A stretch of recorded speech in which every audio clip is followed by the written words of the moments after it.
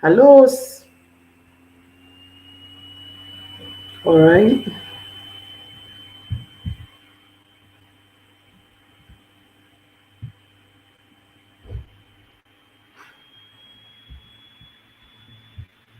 Mm-hmm. Good evening. Welcome, welcome, welcome, welcome. Fantastic. So let me see. Hey, oh yeah, if you're just coming in, let me know where you're joining in from. Please leave me a comment. Let me know where you're joining in from. All right. Welcome, welcome. I'm really grateful to everyone who is just making that mental notes to hang around us on Thursdays. We sent out the broadcast early in the day today, short notice, but thank you very much for showing up. Welcome, everywhere. Everywhere is joining in from Port Harcourt. Team is joining in from Kaduna. Hey, more people joining in. I'm really grateful. I'm really grateful that you're making this time to come out and hang out here so that we share knowledge, learn from each other, and learn how to be better parents overall. Wow, welcome, welcome, welcome. So tell me where you're joining in from as you join, please. Let me know where you're joining in from. All right. Mm-hmm. All right. So I'm scrolling down. I'm going to see my chat. I'll be reading out what I'm here. Also, let me know how your day went. Let me know how your day went. All right.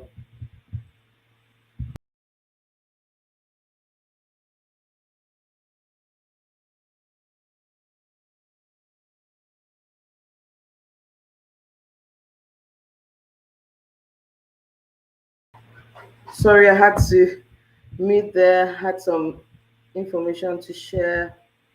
All right. Welcome, welcome, welcome. So I see one more chat. I see Norma D joining in from the UK. Candy is joining in from Abuja. Welcome. Tonight we're talking about discipline.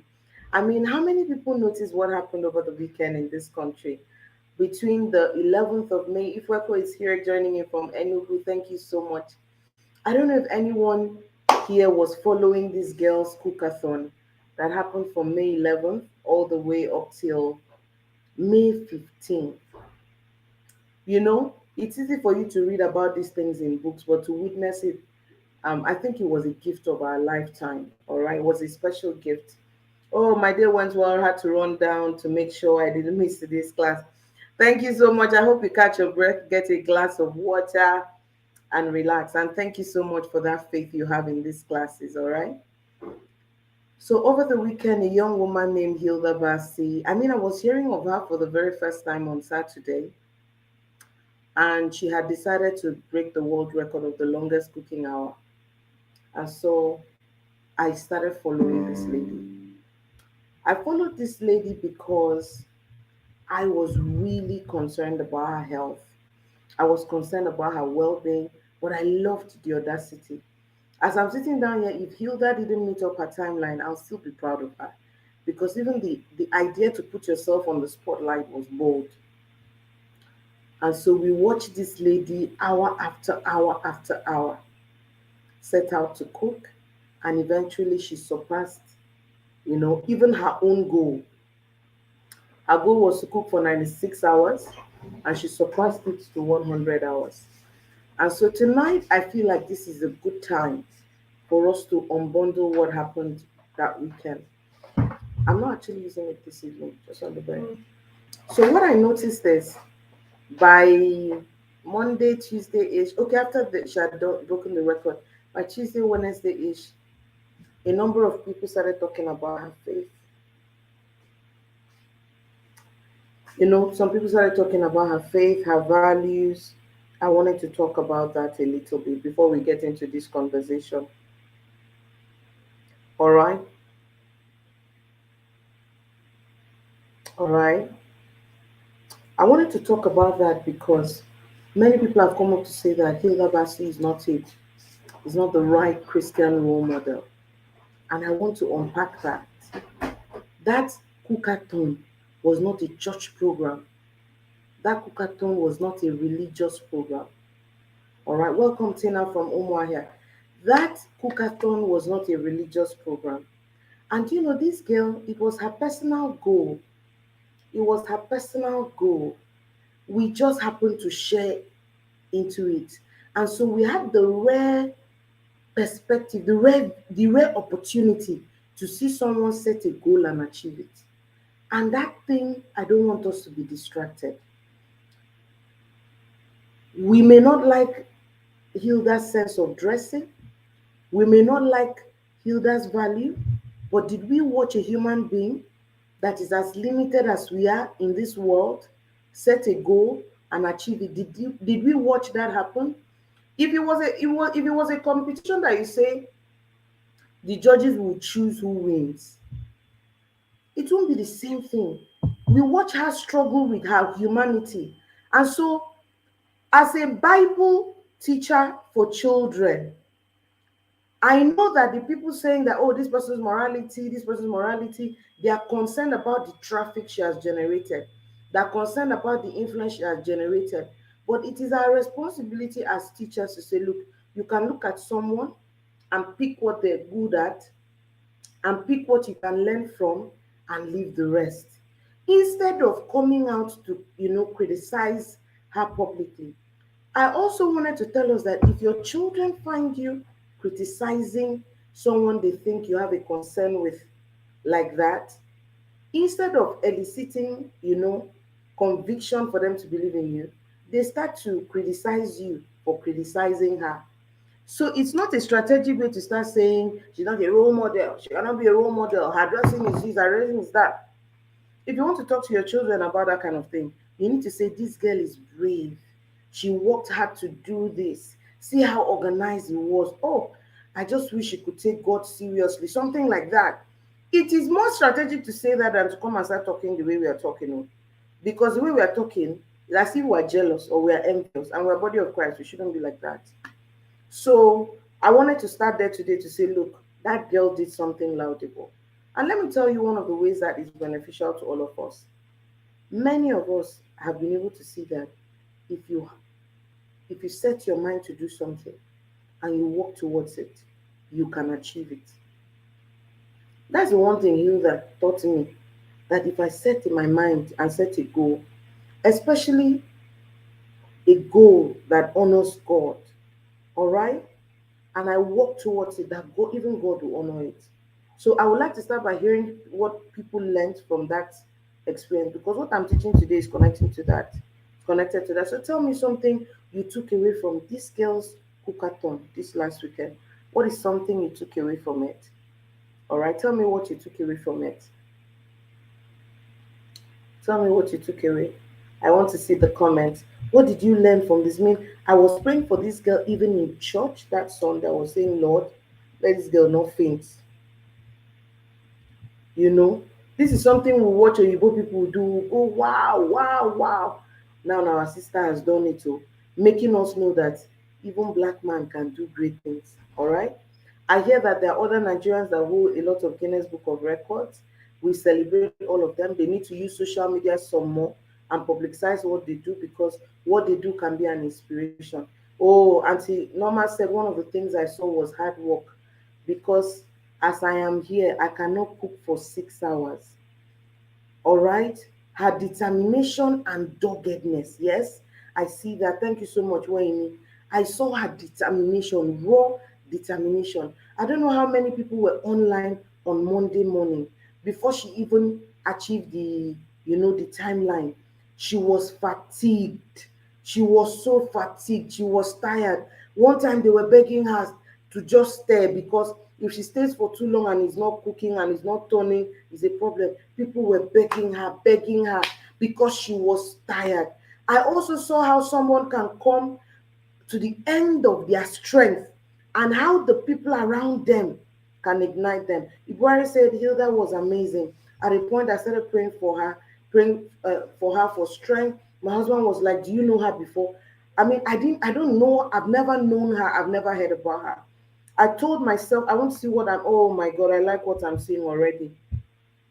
This mama said, I told myself that whatever I want to do, I should make adequate preparation. Yes, yes, yes, yes, very correct. Ibuari said Hilda was amazing. And the point I started praying for her for strength, my husband was like, "Do you know her before?" I said, "No." Oh my God. Oh my God. I mean, okay, I see. Yes.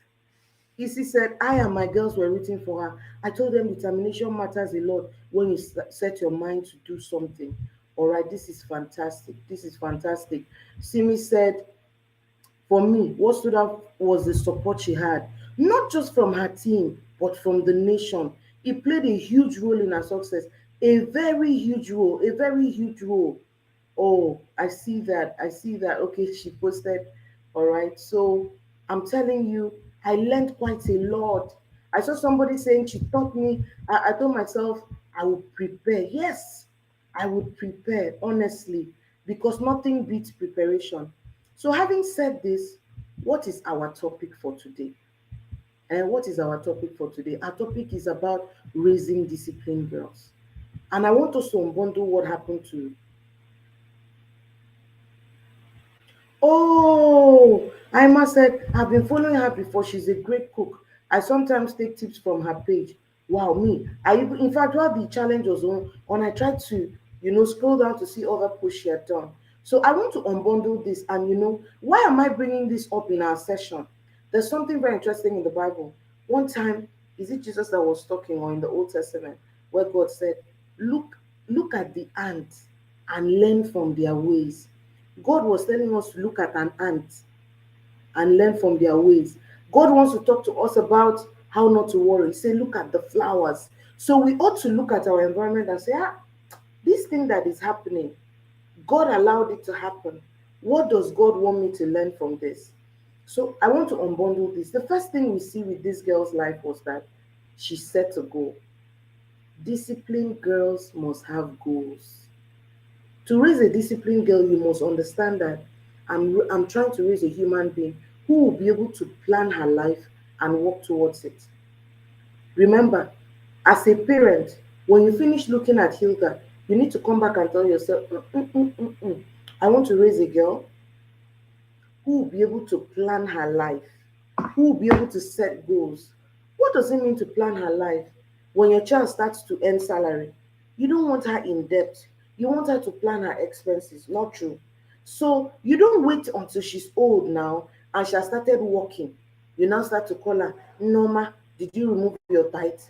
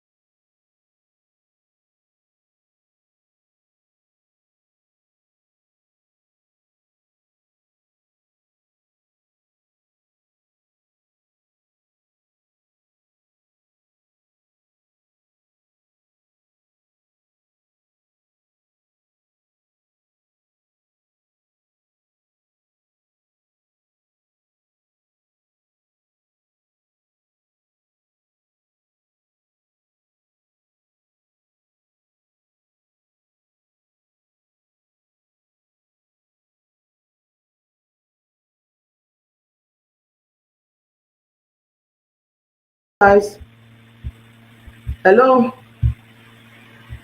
I'm so sorry. My laptop just went off. I'm so sorry. If you can hear me, leave me a comment.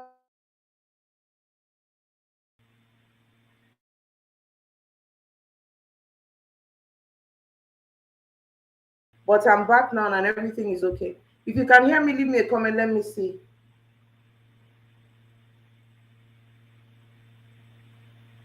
If you can see and hear me. So sorry about that. My laptop just powered off. I, I think it wasn't charging, so I didn't note that.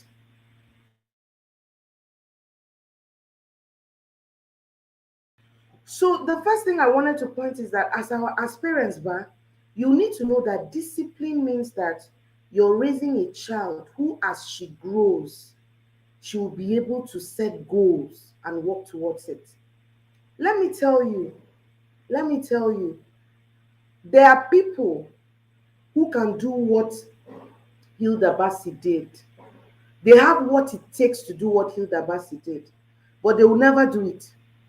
You know why they will never do it? Some people say maybe they're not interested. No. For many of them, they will never do it because they don't have the discipline to do what she did. So, what that means is that there's a quality of life they will never have because they don't have discipline. Have you had friends at school, at work, or maybe even yourself, where you see people setting goals, working hard, and they maybe you have a friend that was saving towards a goal. She was able to deprive herself, and she did that thing. You say, ah, I really admire her, but I know it. And then we will laugh about it. In Africa, sometimes we laugh about things that should give us real feedback. So what it means is that human beings who don't have discipline, human beings who don't have discipline are not likely to see the best version of their lives. One person started saving money, saving money, saving money till they bought a land and built a house. The other one could not. They want to go on vacation, but they don't have property. They don't have a house of their own. And so they do that until they get to a point where maybe they get into near retirement. They don't have access to the same kinds of money they had before. And by that time, they've enjoyed life. But in the later stages of their life, where it was not time for them to reap the benefit, there was no benefit because they ate up the benefit. So when I saw what happened with Hilda, I knew that the world did not say enough about the discipline. I don't know how correct it is, but she set out a goal to win this world record 5 years ago. What did you wish 5 years ago? Sometimes we forget, sometimes one thing or the other. But they say this girl mouthed it. She said it 5 years ago that she wanted to break the record.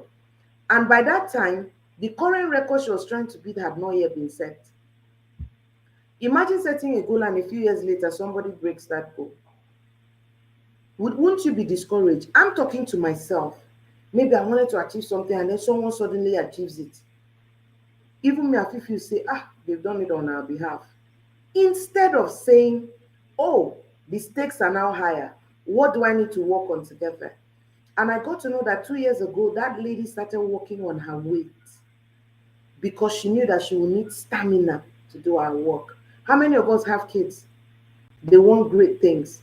Are we teaching them how to work to achieve those things? You can't call your child at 22 and start talking to them about focus and determination. These things are not imbibed by talking. You don't imbibe it in your children by talking. You make it a second nature. And that's what I want to talk about. How can we make a disciplined life a second nature for our children? How can we make a disciplined life second nature so that our children grow into it and it's natural? I have met people that are naturally disciplined though, but I know that it wasn't natural. It was habitual. They grew living like that. I know that temperaments matter, but many people were groomed to be disciplined. And so we see the benefits later on in life. And so today I want to share with us something very interesting. You know, the Bible, I've started my teaching now. The Bible says something very interesting in John 10:10. John 10:10 is one of the most powerful scriptures in the Bible. There are so many others, obviously. But I like to use it a lot in the course of my work. The Bible says something in John 10:10. It said, the thief cometh not but to steal, to kill, and to destroy. but I have come that you may have life and you may have it abundantly. So let's think about the thief now. So what was God talking about? He was saying, when you do things my way, you get life. When you do things other people's way, when you do things the way that your body wants, your flesh wants, how you feel, if you follow how you feel, you're stealing from yourself, you're trying to destroy yourself, and you may be killing your own potential. Because it's not every time that life is over. So one of the biggest enemy that we have as people is our flesh, is our appetite. We learn that we are body, soul, and spirit. The most indisciplined part of your existence is your body. Your body doesn't want to wake up, doesn't want to bathe, doesn't want to cook, doesn't want to wash clothes, doesn't want to do anything. So it means that as parents, we need to start teaching our children that they are tripartite beings. That means they are three in one. There's your body, there's your soul, and there's your spirit. And when we get born again, it is our spirit that gets born again. Our body is still feeling, has been used to doing things a certain way. So it means that there'll be times you feel a certain way, you feel like doing certain things, but that you should, we teach them that always listen to the instruction of the spirit. I remember one time we did this play in our church, demonstrated to the kids, where we showed them how people who are led by their body and people who are led by their spirit, how they make decisions. So discipline at the onset really means learning how to tame your appetite. I don't know if you can type that. Discipline is about learning how to tame your appetite. So it means that as a parent, you want to teach your child how to tame her appetite. Type discipline means learning how to tame our appetite. So your younger daughter feels that the older one did something, and she wants to say you're very stupid. Her appetite at that point is to say you're very stupid. But discipline means that we are teaching her how to feel like saying it, but looking at the sister and say, I'm not happy about what you did, or I'm not happy about what you did, without saying what she really wanted to say. In today's world, we say children must be vocal. Yes, they must, but they don't need to be controlled by their flesh and their feeling. They don't need to go, you're very stupid. They don't need to go. I mean, I lived in Port Harcourt, and I knew that in that Port Harcourt, I won't be able to raise children there. With all due respect to my friends on the call that are in Port Harcourt, I mean, you wake up in the morning, you hear, no go better for you, your papa, your mama, and I'm like, somebody could say, baby, is where you were living, and I was living in Mount 3. So I can understand, all right? I can totally understand. But when children live in an environment where people don't tame their appetite, when people say what they feel, as if they enter their mouth, then they talk calm, they will not be disciplined. So I'm also learning that as a parent, if we are the parent that as we are feeling it, we are saying it, we are desperately modeling a lack of discipline. Because discipline will not start when your child sets a goal. That's what I'm going to.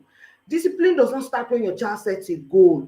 Discipline is a way of life that your child takes into everything. Your child takes it into their relationship with people. Their child takes it into their anger management. Your child takes it into academics. Your child takes it into their personal growth and development. So the first thing I want you to understand is that discipline means that you're either learning or teaching your child how to tame their appetite. So think about it all through the phases of their life. When they start to feel a crush, they have an appetite. So, but you've taught her how to tame it. You've taught her how to know that we don't do this. And the reason we don't do this is because of this. So the first thing I want you to go away with is that discipline means learning how to tame your appetite. The second thing I want you to learn about discipline tonight is that discipline is the ability to get yourself to do what is right even when you don't feel like it. Discipline is the ability to get yourself to do what is right even when you don't feel like it. Think about soldiers in training. That morning that they are waking up to go for drills, they feel like sleeping. But they get up anyway. Some days like this, I'm coming in traffic and the road is clear, but the light has turned red. Nobody's coming from the left and from the right. The only thing I feel like doing is driving through it. but I remind myself that this is who I am. And some people say, "Ah, nobody will know." So discipline is also the ability to do what is right, even when nobody will know. So it means that when we're teaching our children about discipline or nurturing it in them, we have to make it not about who saw, who clapped. We have to make it about inner fulfillment. All right? I remember one time my husband was talking about something where someone said, "Nobody's going to know." And the person said, "But I will know. And if I will know that I did that is enough. If I will know that I did that kind of thing is enough." It's not about other people. All right? It's not about other people. Discipline is self-regulation by your child's self. They do it for themselves. Whether they will be see no, whether they will be no, whether they will not be no, they are okay. So it means that when you're telling your children to wash plates, don't tell them mommy will be proud of you. You're raising a people pleaser. Let her know that when you finish washing plates, you will feel good that you did the right thing, that you washed the dishes without being reminded. Make it about them. Stop making it about you. Make it about them doing it for themselves. Why are you washing your socks now? Mommy said we should wash our socks every evening. No, you're not washing your socks because mommy said you should wash your socks. You're washing your socks because you need clean socks to wear to school. You want to look neat. You want people to treat you right because when you look untidy, people don't treat you right. Personal motivation. You want to do it because you don't want to wear dirty socks. It can make you sick. And so even if you went to school and nobody noticed that you were barefoot, sand and things can enter your leg and you look untidy. You're not wearing the appropriate uniform. So always find a way to bring back why they're doing something to their personal benefit. That's one way we start to raise disciplined children. They do it for themselves. Hilda's mother didn't send her. Nobody sent that girl to do it. She did it for herself. You get the idea? So I've told you that discipline means three things. Learning how to tame your appetite. That's one. Number two, doing the right thing even when you don't feel like it. Number three, doing the right thing even if nobody will see you. Nobody will commend you. So then you're doing it for you. So there are many areas of our children's life that they need to practice discipline. I hope you have notepads. So always come to our class with notepads. Yeah. Our sessions may be free, but they're valuable. All right. They're very valuable. So think about this. There are different areas that your children need to exercise discipline, and I'm going to talk about them one after the other.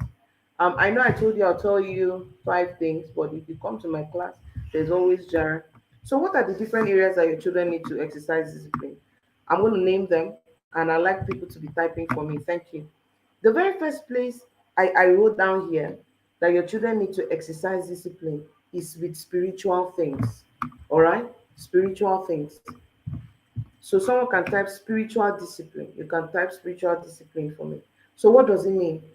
As a child of God, you have to find a system where your children can read the word every day, even if it were 5, 10 verses, even if it was extremely tight for them. It is better for them to come inside the car while you're driving to school and take the first few minutes to read a Bible verse. There's a lady on Instagram that sells this some cards. Her name is tunurture.ng. She has these affirmation cards that are Bible based and they're personalized. Your child's name is on it. So you know what I did when I bought it? I'll put it in my children's lunch box and tell them when it's time for lunch in school, bring it out and read it. Bring it out and read it because your children need to learn spiritual discipline. Spiritual discipline means that they are able to sit down and search for God in spite of everything happening around them because it's the right thing to do and because it's beneficial to them. It's the right thing to do and it's beneficial to them. But you're not going to tell them as adults. How many things are your parents telling you now that can sit? In fact, sometimes you get irritated that why are you still giving me, instructing me around? You can get irritated because that is not the season for new teaching. This season that they are in your house, under your roof, they're still There's still less than 18, less than 21. There's opportunity for impact. So create a system in your home where your children go to the word for themselves on a daily basis. Some people say, won't it be religion? Let it be. Let it be religion at the onset. After a while, it will become a norm, it will become part of their life. And so, if you also don't want it to be religion, put a fun twist to it, put something exciting to it. Make sure you're part of what they're doing and just, which verse did you read today? And they say it, and we laugh about it, and we say, what did you take away? Look for a fun way to make something that could have been monotonous a lifestyle. Have a fixed time for them to do their spiritual things and ensure that they're doing it. They're going to need it too. A disciplined girl without spiritual discipline is an accident going somewhere to happen. So, isn't that a contradiction? Yes, some people can be disciplined with their goals, but they lack spiritual discipline. So it means that Satan can lead them into all kinds of things. So they may have discipline in one place, but if they don't have it spiritually, they can't hear God clearly. They can't be led by Him. They can't maximize things like God will want them. So even if it's a few verses, even if it's 2 verses a day, it's totally fine. Enter the car, hold your Bible card, hold your verses of the scripture, or read it. Make sure you're reading it before you go to bed, or read it at dinner time. All right, you can find a way that works. People, parents are saying, Irene, do you know what our itinerary is? Do you know what our schedule is? My dear, I've done the audit. The schedule is crazy, but here's the thing: kids still find time. All humans still find time to do certain things. For example, my kids will have a packed day, but they have time to be giggling and playing, which is important. So, but now I need to make studying the word an important part of their life so that they start to imbibe it. All right. No matter how small, even if it's from that card that to nurture.ng gave them, they start consuming the word. You get the idea? They start consuming the word. So spiritual discipline comes from, yeah, we're talking about studying the word, but there's another part we're not talking about. There's spiritual discipline in choosing what God says over what we feel and what we see, over what appeals to our senses. You don't tell them when they're old. There's warfare in life, and you don't tell them then to have faith. They need to watch themselves have faith, get result, have faith, get result, have faith, get result. Then as they get older, it becomes a part of them. So what do we do when we're going through anything at home? Discipline is choosing what the word says. So we have a child that is not feeling well and she's in so much pain. We acknowledge the pain, and then we remind our baby that Christ died for you to have this health.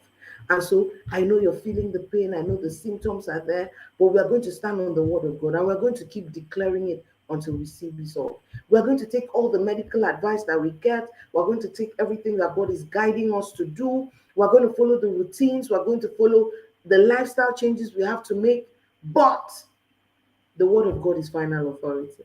That's spiritual discipline. The word of God is final authority.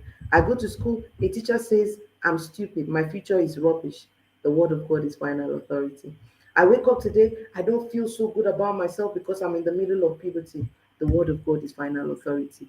Oh, I liked a boy in school, and just before I knew it, he liked another girl. I feel rejected and abandoned. The word of God is final authority. The word of God says you're the apple of God's eye. You are loved, you're valued, you're desirable. But here's the thing: if your kids are not reading the word, they won't know the word of God that is final authority.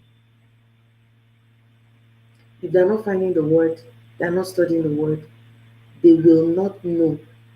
They will not know when the word of God is final authority because they don't even know what the word says. So when we're saying get them into the word, it's not religion. If your children read one book of the Bible the whole year, it's fine. As they grow and their interest grows, they will expand to this, they will expand to that. But the most important thing is let them take the word in. So think about it this way: you're a Christian, right? You live on the earth. Think about your body. You have to feed your body. You have to feed. Listen carefully. Remember what I said about body, soul, and spirit. To live on the earth, you have to feed this body. If you starve your body, you'd be dead. So what happens if you starve your spirit? Many of our kids are spiritually starved. So let's get it going. Let's get them studying the word. Let's get them standing on the word. All right. So the second area of discipline is academic discipline. So type academic discipline. So if you're still here, let me know, let me know, let me know, let me know what you've heard so far. Academic discipline. Academic discipline is interesting. As a teacher, I know that when children finish at the end of the school term and they bring their reports are hardly about their intelligence. Their reports about the level of discipline they apply to schoolwork. Many times. Now, let me give you perspective. If teachers didn't teach well, children will not do well. I know that part. But let us imagine a scenario where the teacher has given their best, there's enough learning resources, there's a supportive environment for the child, but the child is indisciplined. They won't get the results. So, what do you mean by discipline? Academic discipline means they paid attention in class, they copied notes, they asked questions. Discipline means remember, you know, it means, how did I put it? Starving your own appetite. Let me scroll all the way up. I won't say exactly why I said it before. Taming your appetite. You're in class, your imagination is running wild, you're bored, you want to go and ease yourself. That's your flesh all acting up. So you can teach your child that no matter how your body is doing, remind your body that we came to school to learn. And so I'll sit down here, I'll pay attention, I will ask questions, I'll copy my notes, I'll do my assignment, I'll read for my test, and so on and so forth. So academic discipline means the ability for a child to stay on task, to know what the most important thing is right now and get on it. They won't go far. They won't go far without it. You know? So think about it this way. Your child has the prospect. Maybe you had a prophet call you, or a pastor, or even you had a trance where they told you that your child got 100% scholarship to go to Harvard. I'm just using Harvard as an example, for instance. And so you are here believing God, praying, you're on NSPPD every single morning, calling it into existence. Your child is not reading, he's not doing their homework, he's not doing research. They're not, even when they're reading in a shabby way, they're not dedicating themselves to the work. That thing that God has planned for them, they won't see it. The third area of discipline is with hygiene. And I don't need to talk much about hygiene. Have you ever helped someone and they had a bad odor? They had a body odor. No matter how much you love them, you don't want to spend a lot of time with them. So picture your child with potential, excellent, intelligent in school, but she doesn't have the discipline to bathe properly. She doesn't have the discipline to stay in the bathroom and scrub her body. She doesn't have the discipline to rub cream as at Wendy. She doesn't have the discipline to use her roll-on. Her roll-on is always under the bed. It rolls under the bed. She never sees it. She can't take care of herself. She can't wash herself. She can't brush her teeth well. She can't do most things well. No matter the blessing of God on her life, she makes it difficult for the people around her to help her. You get the idea? So this discipline, this hygiene part is different. Remember, one of the things I said in the advert is, how do you teach this thing without drama? How do you teach it without drama? Number one, for example, when it comes to spiritual discipline, don't yell about it. Turn it into something fun. They carry their affirmation, they enter the car. Don't, when you want them to study the Bible, think about their context, what is possible, what is not. Your child is going through exams, they are tensed. Do they need the word yes? Can you say, all right, instead of reading it, play the version app, just listen to it, let the word get into you. So you're not making it like, I'm going to kill you if you don't do it. Because I'm going to kill you if you don't do it. Makes it such that the child may be acting what you expect, but they're not doing it for their own good. They may just be doing it for doing sake. And real discipline means the child is doing it because they want to do it. So how do you instill these things without making it a drama? What about academic discipline? Give your children routine, a structure. For instance, my daughters, I would tell them, if you follow all of this weekend, you're entitled to this. If you follow all of this, you're entitled to this. So I see them make the effort because they want that reward. We are not doing it for themselves. They are doing it so that they can earn that reward. You get the idea? So I'm not going all of the over the place with stick and say, you want to destroy me, you want to kill me, you want to shame me. God will not shame me in this life. You must be a disciplined child. I must have a discipline. It doesn't work like that. Sweetheart, discipline means you've given them a like a checklist. This is what you're supposed to do. Do it one after the other. When you're done, come and tell me. And when you do it well, you are entitled to this. For example, so you're giving your child the atmosphere to build habits around discipline without confrontation. So what about hygiene?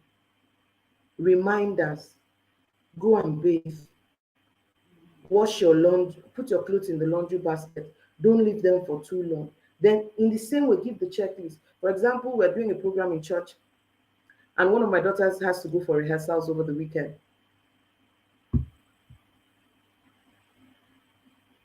Oh my God, oh my God, oh my God. I see your story, Glory. I can imagine. Wow. So, I was saying something. I said, my daughter is part of they're doing a dance presentation at church, and they started the rehearsals. So last Saturday, that's how we all rushed out in the morning, da da da da da. They didn't do their laundry. As we came home, Daddy said, well, next weekend, which is on Saturday, if you're not done with your chore, you're not going anywhere. I know that my daughter wants to be a part of that presentation. So me, I'm telling you that they're going to watch tomorrow afternoon. They're going to make a list of all the things they need to do. And they'll do it without being reminded because they know that if they don't do it, they're not going for the rehearsal. And for some perspective, my husband and I are the pastors of that church that they are going to do the rehearsal. But we are telling them, you won't go if you have laundry that was not sorted. Because when we go out like that on that Saturday morning, we're probably coming back in the evening, we're too tired, it's not a great time to wash. You get the idea. So why do we do it that way? The discipline must sit, but we must give structure. So you can tell your children, before coming out for dinner, make sure that in your room, in fact, this one is today, this night. I wanted to tell my daughter, but I'll tell them in the morning. The only socks that you wash at night should be the socks you wore that day. If you wake up in the morning and tell me that you have no to wear to school, it means that you've not washed for some days. And so we now have to have a policy that says once we come back from school, before we leave our bedrooms, we remove our clothes, we do the laundry that we're doing. So as we're coming out to have lunch, we're coming out to dry the clothes that we wash so that we can eat. So we are giving a structure for the discipline to happen. We are giving a structure. I'm glad she felt bad and saw where she was going wrong after we talked about it. Fantastic. The next time, and she got back at her first position. Excellent. A mama is sharing her daughter's story dealing with academic discipline. All right. So even in the hygiene, we are not fighting. We're just saying go left, go right. Before you come out of your room for lunch, make sure you've washed your uniform, your socks, your pants. So come out and dry it, then sit on the dining and eat. So that's the routine now. So, and there has to be supervision where if the child comes out of the room and comes to play around, you remind the child that you're not supposed to leave your room until you've had a bath, washed your uniform, and you're coming out with the bucket of your uniform. If they stay in there for so long, you remind them your lunch is waiting and you have evening chores to do. So the earlier you come out of the room, have your lunch, and then get into your evening chores. You get the idea? So you're building discipline, but you're building it through structure, not accidental everyday talk, everyday correction. Everyday talk, everyday correction nags. It starts to worry, it starts to build resentment, it starts to cause tension. So we give the routine. The fourth thing that you need to teach your kids about is financial discipline. Financial discipline. There are two phases. How you respond to your children's financial needs, especially the spontaneous ones, is teaching them how to do discipline. You guys want to go to a supermarket for groceries. Sit down in the house and tell them we're about going to a supermarket.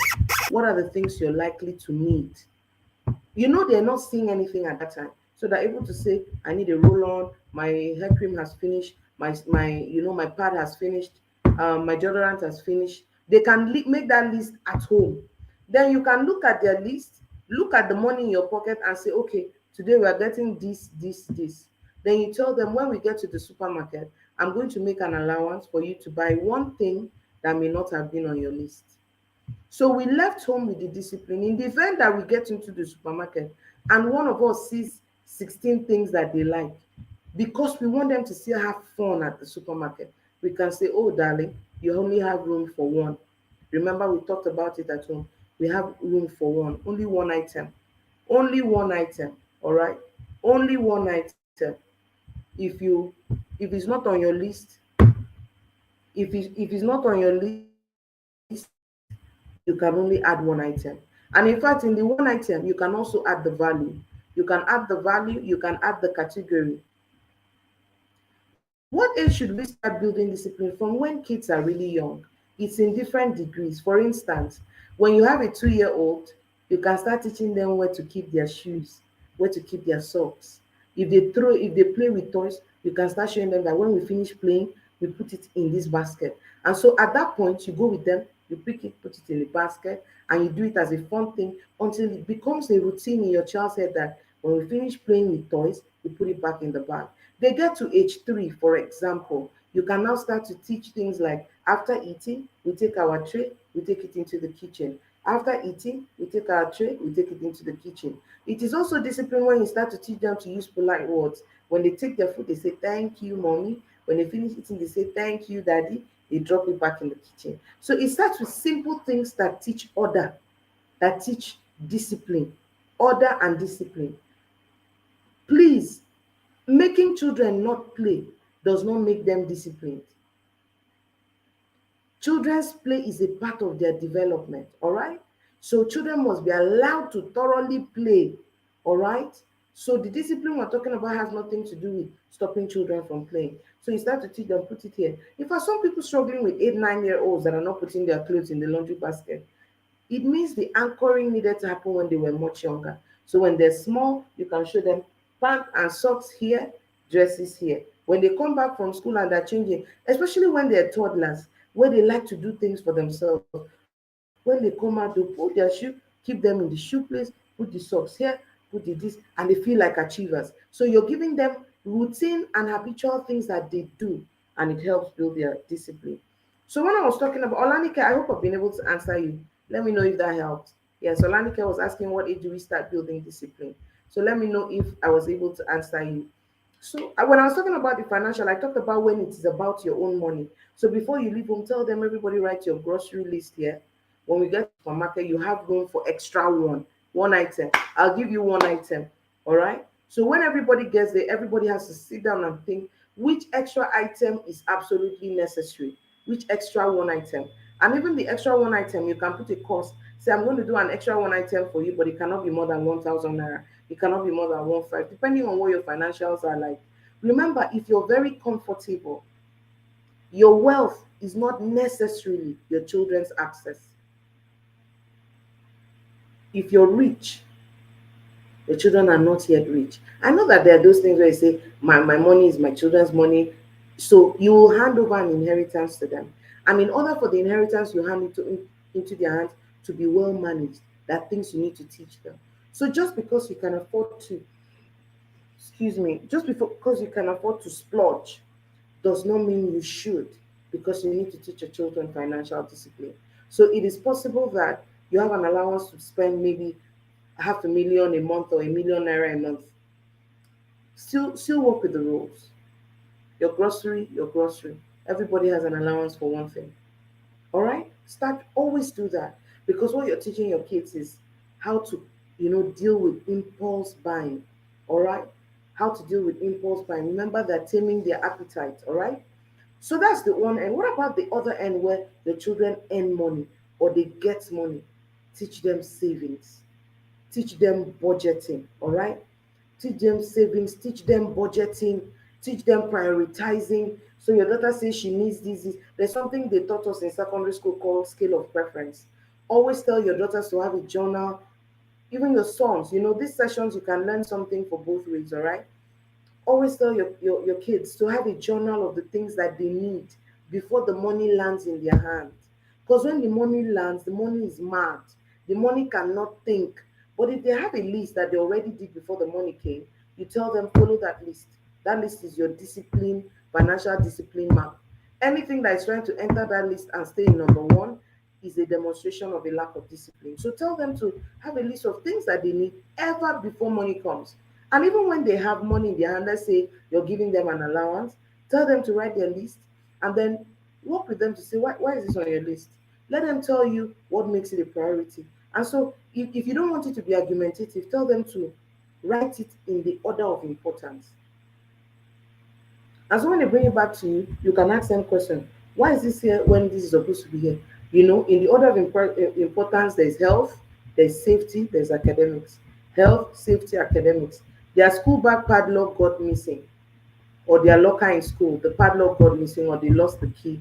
It is more important for them to use the immediate money that they have to buy a padlock and ensure that the locks are safe than getting the new roll on today. They can do roll on tomorrow, but the padlock is a priority.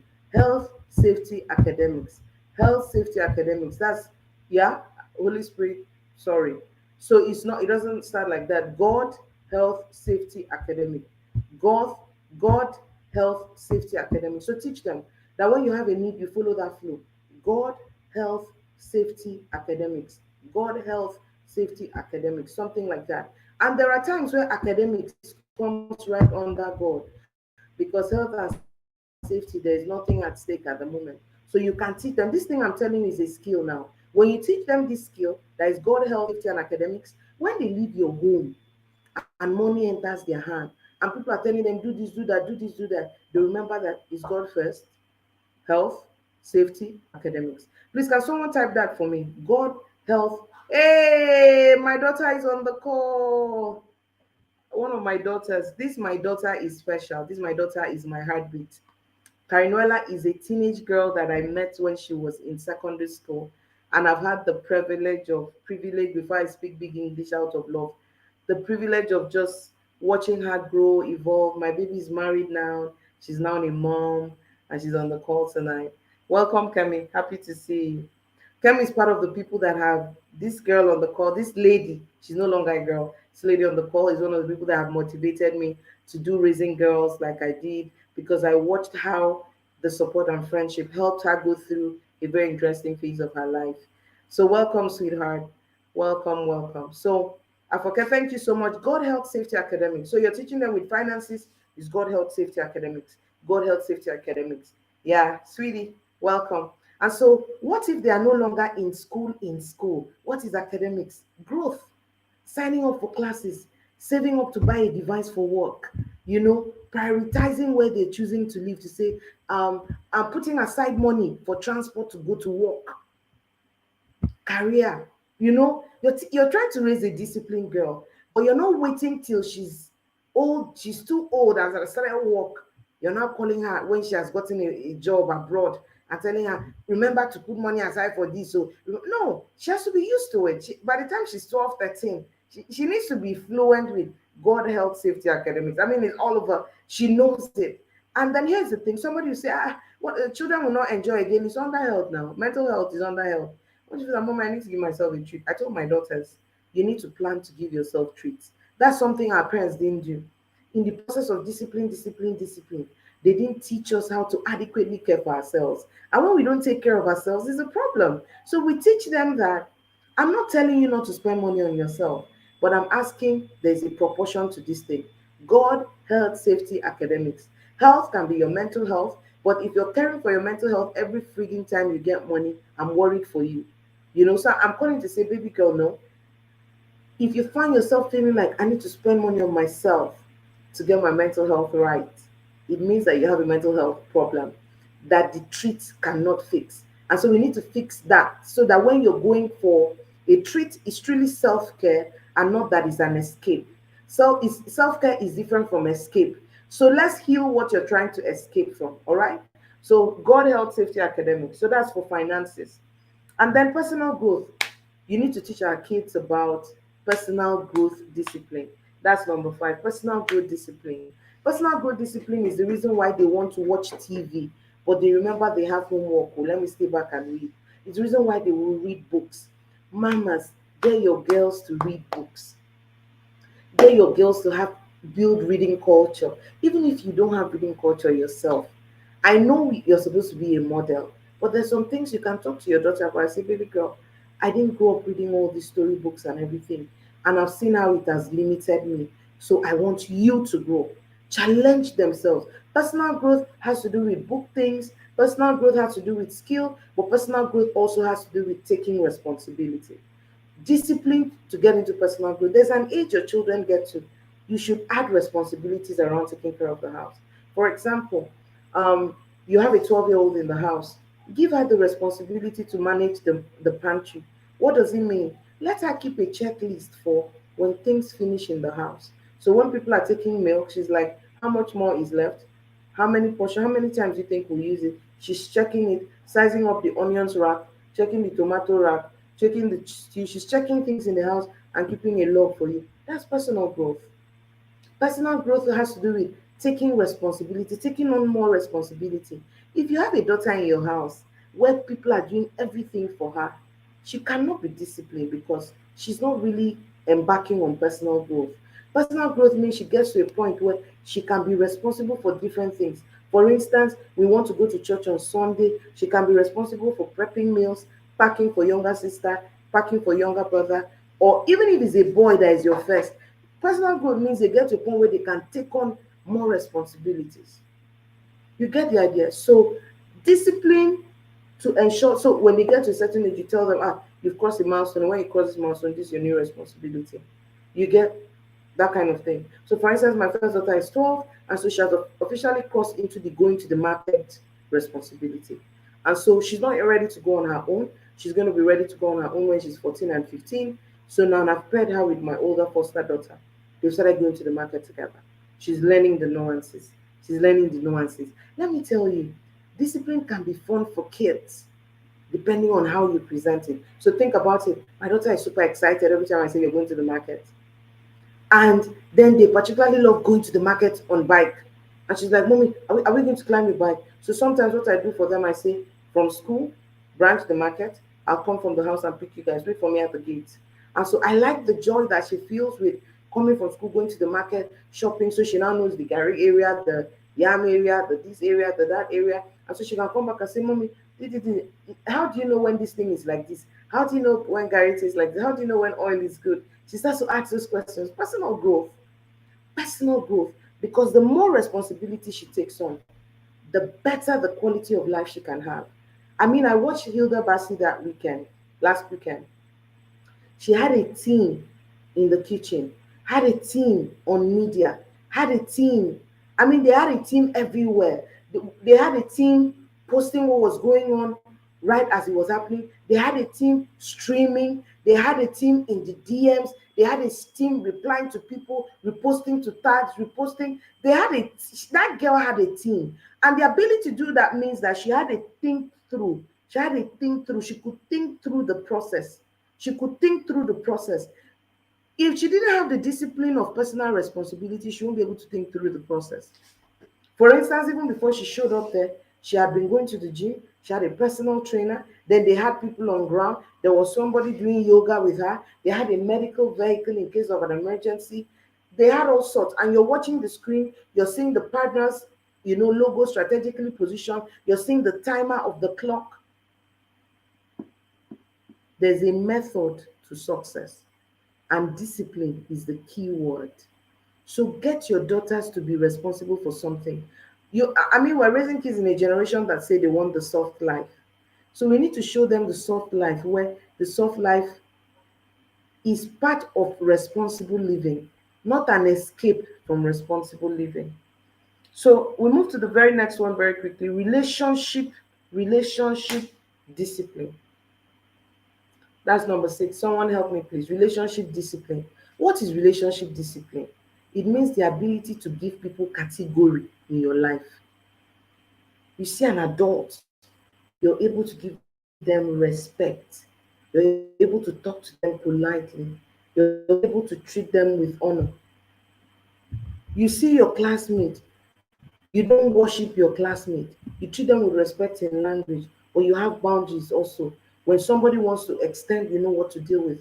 You can build them to have relationship discipline where Nobody controls them. I mean, I heard my friend TJ talk this week to the boys at my school, and he talked about how he used to follow other people until he got into trouble one day and he said, no, I don't follow anybody anymore. I'm the leader here. That's what I'm talking about. Can you raise a daughter who says, no, I don't follow anybody, I'm the leader? So she shows up in school, she has a checklist. What does it take for me to have someone around me? What are their values? When I'm around them, what am I most likely to do? What would they get me to do? She's able to think about that. So she becomes relationship discipline. She has the right relationships. She's not manipulative. She's friendly. She's kind. She's relating to people, but she has boundaries. So you start to teach them from when they're really young. When someone says, I don't want to be your friend, they say, that's okay. Or they say, is this something I did? Can we talk about it? And the person is not willing to talk about it. And they say, no problem. When you're ready, we can talk about it. When they find out that the person just wants to be mean, they say, that's fine. Mom, I really liked her a lot. I really wanted her to be my friend.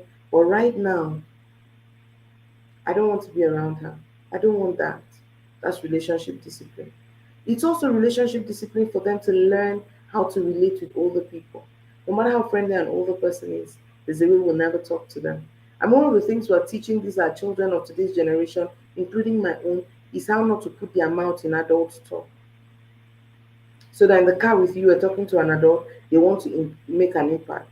So I've started, as this one, I've always, my daughters already know. If I'm talking to someone and they put their mouth, I just talk. Some people say give them eye. Me, I don't know how to give them eye because I've given my number two eye one day. She looked lost. She started asking me, "Mommy, are you okay?" So I don't give them eye. I just turn around and say, "I'm not talking to you right now. I'm talking to an adult. I'm not talking to you right now." And so they learn that there are boundaries, there are things that show respect, the things that show honor. Or sometimes I tell them right in front of the person, I say, I'm not sure you're supposed to contribute to this. You and I can talk about it later. Even if the adult is saying, no, it's not a problem, I say, no.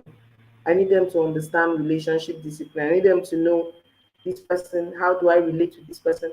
I need my children to go to school and know how to treat their teachers with honor and respect. If the teacher does something wrong, they know how to raise it, they know how to speak up about it. So they're able to deal with whatever it is, but they have relationship discipline. But finally, the one that balances it all out is emotional discipline.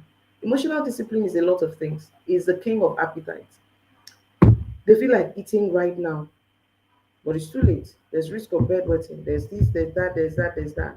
They feel like it, but they know that it will not, it will be detrimental. So they don't take action. All right. Number two, they feel angry. They want to explode.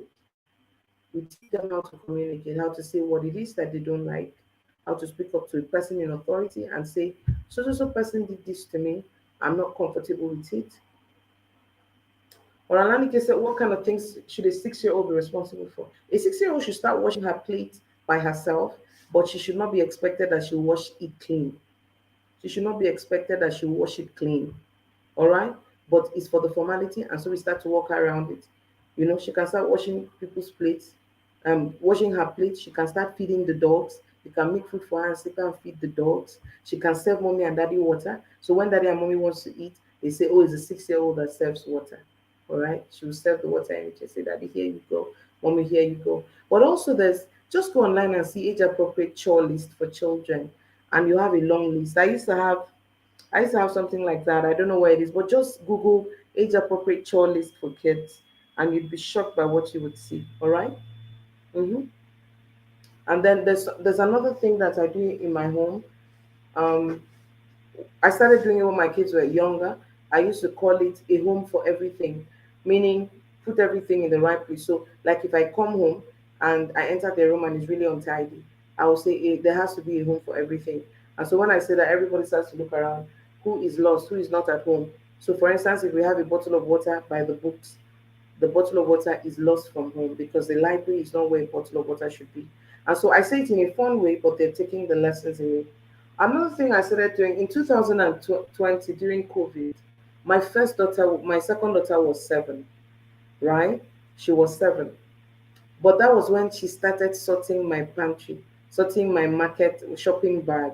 So she had to learn where everything was, where the salt is, where the maggi is, where the jars of oil is. So when I come back from the market and I arrive in the kitchen, especially when we go for like shopping for provisions and toiletries, not cooking proper. Or even if I went for both, she's the one that sorts the things that has to do with, laundry, I'm sorry, toiletries and provisions, while her older sister sorts the food items, all right? And then as they've gotten older, they're doing more. When it's time to cook, everybody's hand is on deck. This one loves to do okra, this one is doing ugu, this one is blending or pounding, whatever it is. So we are part of the whole process. But now emotional discipline means that they may not feel like doing the chore at that time. So I'm not going to ask them to go and sleep because they didn't feel like it. I want to sit down there. I'm going to crack jokes. I'm going to make fun. They're going to desire to be around me. They're going to prefer to sit down with how lazy they feel and pound and prepare just because they want to be around me. But when I know that they're really overstretched, oh, when I know that they're, oh, I love you. Thank you so much, Olumayowa. Olanike, so look at the comments. Let me pin this. I like this. So this is great. Make their bed, fold and put away their clothes, bathe themselves, help put away groceries, wash the dishes, identify monetary denominations, serve food. So they start to know 20 naira, 50, 1K, and all of that. Oh, Oluma, that was excellent. Thank you so much. Aren't we an amazing community? Just supporting each other.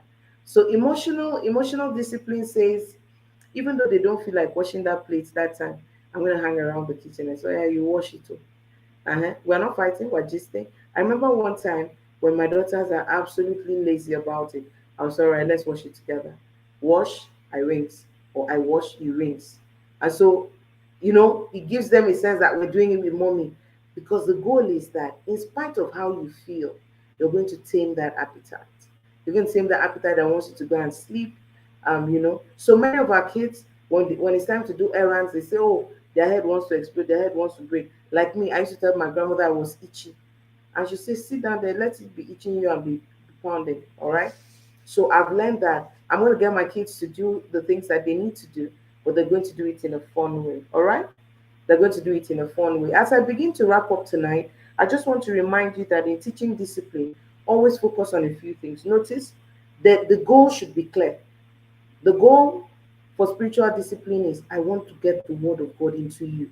So let your children know what that means. Even when I teach in Sunday school, I say the reason we give you Bible verses to read every day is like preparing you for exams.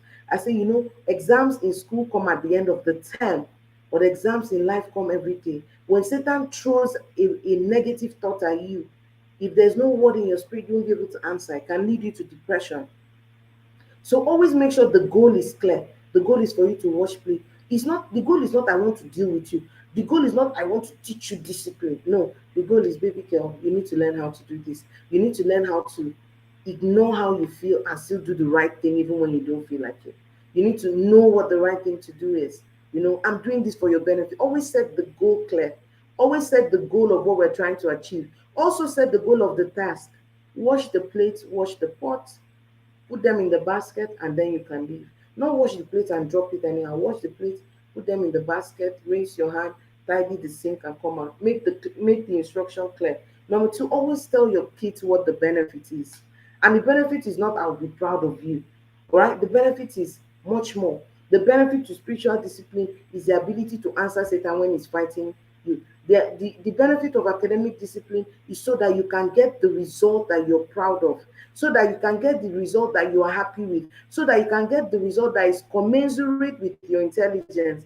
Because discipline is what brings out the gift in you and causes you to have the results that you deserve.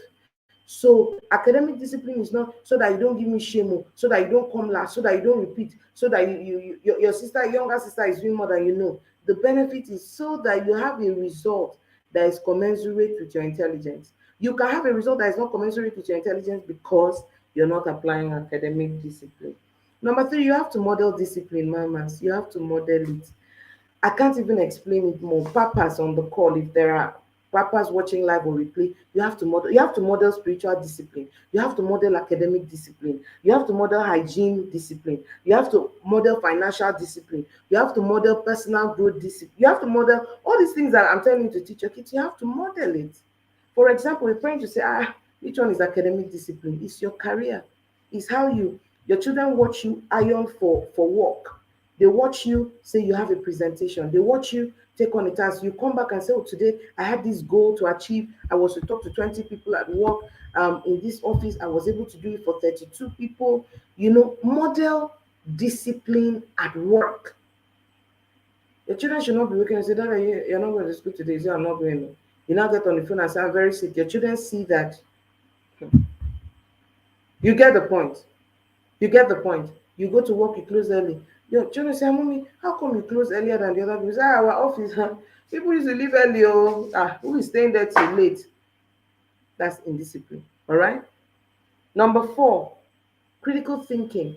Always get your kids to think. Sometimes they can say, Mommy, I'm really tired. I don't want to wash these clothes right now. Can I wash it later? You start to tell them. All right. So when you wash it later, when will it dry? When do you need these clothes? When you wash it later at 8 o'clock, will it dry by 4? Would you have an alternative? Will it be wet? Will it be this? Encourage them to think, because the thing about discipline is that a disciplined child can think ahead about the consequences of their action. Number 5, always have family values. So Irene has finished talking like this, you're pumped. Before you start talking to your children about discipline, sit down and think about the family values you want your children to have. All right? Family values. For instance, you can say, I want to have a family where we are honest people. So one area of discipline you want to introduce to your children will be in the area of speaking truth. So highlight, I want hardworking children. What does that mean? I want children who care for their mental health. What does that mean? So I teach them and create an environment where when they don't feel well, they can come and share about their feelings. And I teach other people, I teach siblings to listen to siblings, to care about siblings, to understand where siblings are coming from. What else? What else? The 6th thing is we teach them how to eliminate distraction. The biggest enemy of discipline is distraction. All right. The biggest enemy of discipline is distraction. It's time to wash plate. The other cousin wants to gist. So give the other cousin another work to go and do elsewhere, so they don't keep distracting themselves. See how you can eliminate distractions, all right? Under family values, you can say, I want my children to be responsible digital citizens. So they have tablets, they have laptops, but I'm ensuring that they do responsible things when they're online. And so we start by saying everybody only gets to be online for an hour a day. And my children, when they're picking up their tablet, we note the time, and they're disciplined enough, even if they were enjoying the activity they were doing, once the time is up, the time is up. And we can say, oh, we'll listen to them and make allowance that they can ask for an extra 10 minutes bonus, and we'll consider it. But essentially, we're setting boundaries and teaching our kids that boundaries can mean safety. Many times, boundaries and rules mean safety. All right. I've already talked to you about always using routine. Always use routine. Always use routine. So I've come to the end of this session tonight. And at the end of the day, I was able to talk about what discipline is, the different areas of discipline, as well as how to teach it. How do we teach it? I said, make sure the goal is clear. Make sure the instruction is clear. Make sure the benefit is clear. Number 2, always highlight the real benefit. So that mommy will be proud of you is not a real benefit. All right. Show your child long-term benefit. All right. Number 3, model the area of discipline you want your child to exhibit. Model it. Number 4, model, encourage critical thinking. Encourage critical thinking so that they can think about consequences of their decision, or think about what it would take for them to do certain tasks. Sometimes you find children underestimating how long it will take them to do certain tasks. For instance, I run a not-for-profit school, and many of my kids are coming to school late, a number of them. And so I had to call the teacher and say, oh, look, we need to do a time management class for them, but it's not going to be use your time well time management. We need to sit down with them and say, look, when do you wake up? What are the things you do? Some of them have to go to the farm first. Some of them have to go and open shop for their parents in the market and wait for their parents to come. And so we have to start looking at what time do you wake up? What are the chores you do in the morning? How long does it take you to bathe and dress up? How long does it take you to eat when there's food? Do you walk to the shop? What is the distance to the shop? I want to sit them down to calculate the timing that it takes to do certain things so that even they can think back and say, oh, for me to be in school by 7:45, then I need to wake up at this time of the day. So that critical thinking helps. And always make sure you have family values. Family values are anchors. They help keep you responsible, they help keep you in check. And so you're using it to run your family. So before you start rolling out on what discipline is and how you want to discipline your kids, articulate it later. Articulate it carefully to say, you can even say, I just want only 5 family values for now. Honor for God, respect for elders, kindness to each other, hard work and cleanliness, you know, academic excellence. You have those 5 things, and you say, these are the 5 things I'm working on for now, or these are the 3 things. Pick any one. When your children have mastered it and they are now fluent, you can pick another 3, and you just keep growing and growing and growing and growing and growing. All right. So that works. All right. So I'd like to see if anyone has any questions. I'm done. I'm done. I'm done. If you learned something today, I'd like to hear what you learned. All right. Oh, my first child does not like to do chores at all. Whether it's washing her plates or dressing her bed, she's 11 years now. It bothers me. She keeps getting worse when you talk. It keeps getting worse when you talk about it. So talking about it is not helping. It's structure. Parents, structure. Children need structure. For example, structures like, what time does she go to bed? What time does she wake up? What is the chore you're asking her to do? Is the school bus outside after bathing and she's rushing to enter the bus, and you're telling her to stay back and dress her bed? What time is she waking up? What's her bed sheet like? For example, if she has those bed sheets that have an elastic, would it be easier? Let her see you trying to support her to be responsible, and then throw in rewards. Give structure. For instance, in my home, my children don't watch TV during the week, and so I told them that they need to earn their rights to watch TV at weekend.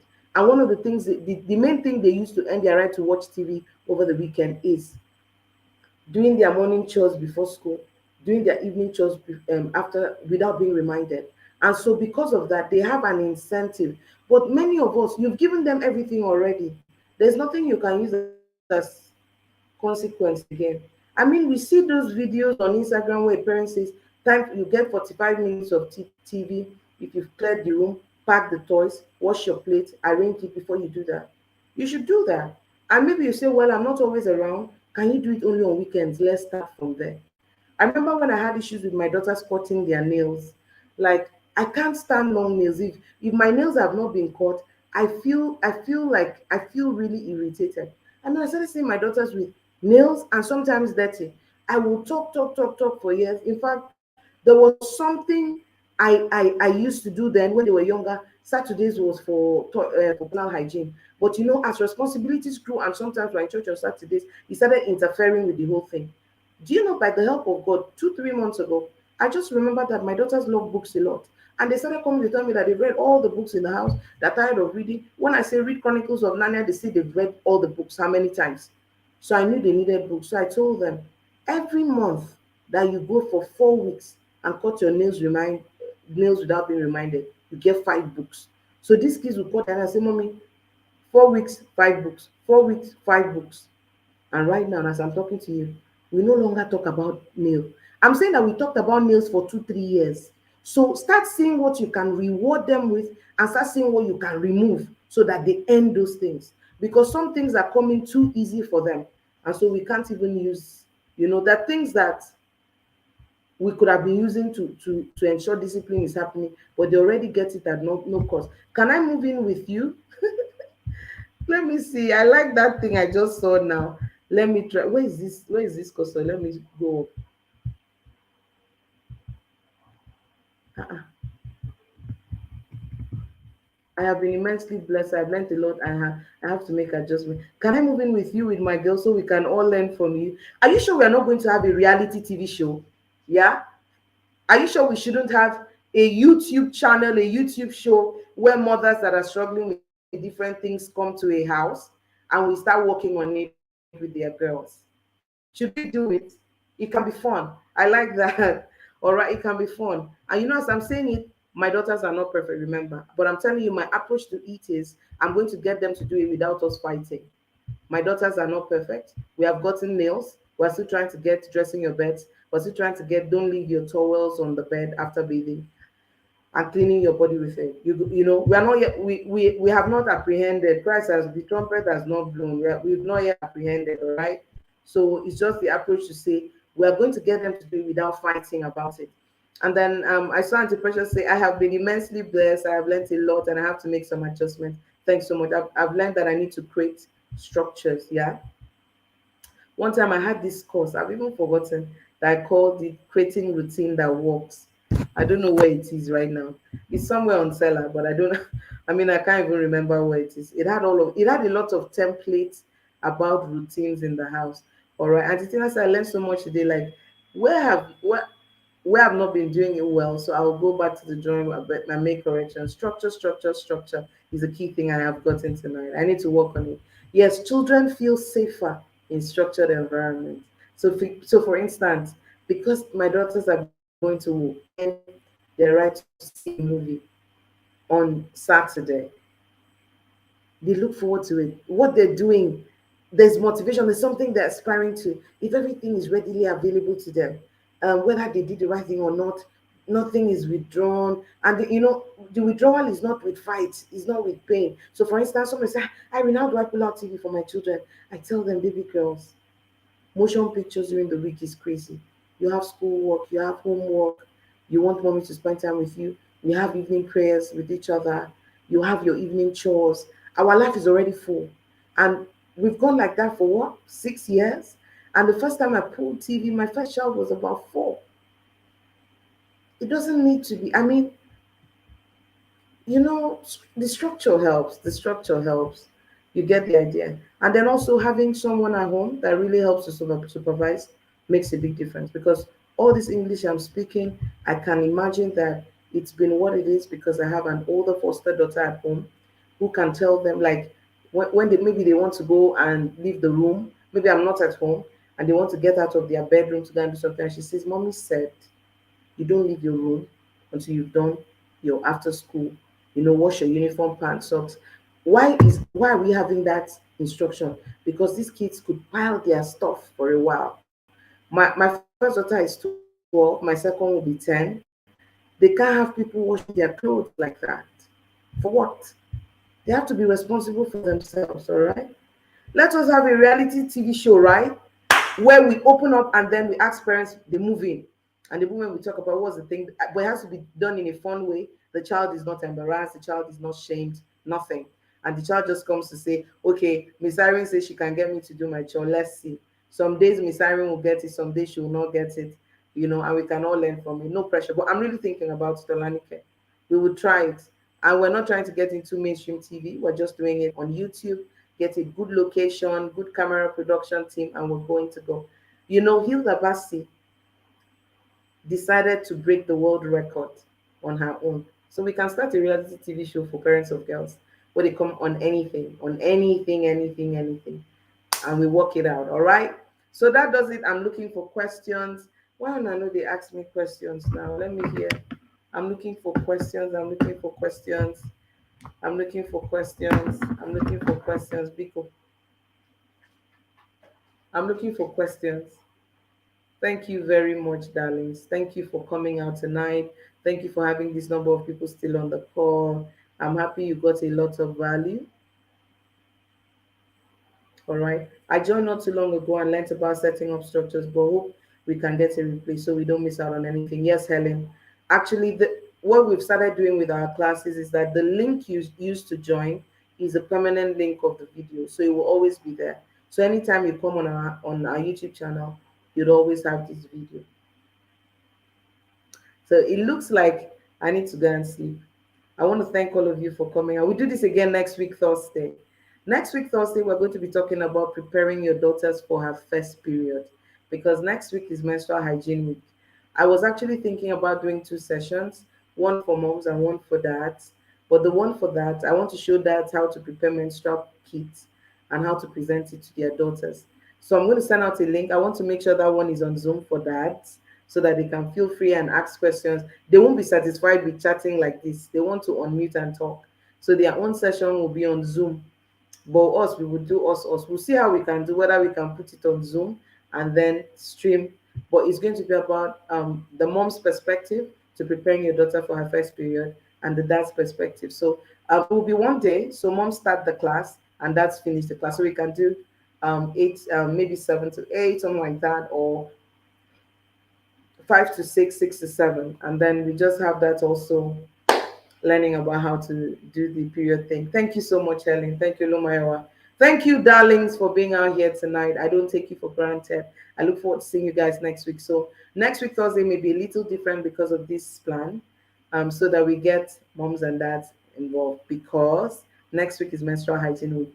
So we're going to talk about it, and it will be fun. I'm going to make sure we have beautiful graphics so you have what to invite friends and family to. So let me draw the curtain here. It's been a long day. I nearly postponed this class, but I told myself, Irene Hilda Bassi stood for 100 hours. What can it be? And so I logged in to do this. I want to thank everyone for staying through. God bless you. See you next week, Thursday. All right. Bye bye. Please make sure you share these replays with as many parents as you know. It will be fun. You can play it in the office, everyone can be listening, and it'll be a lot of value. So have a wonderful, wonderful, wonderful night rest. God bless you.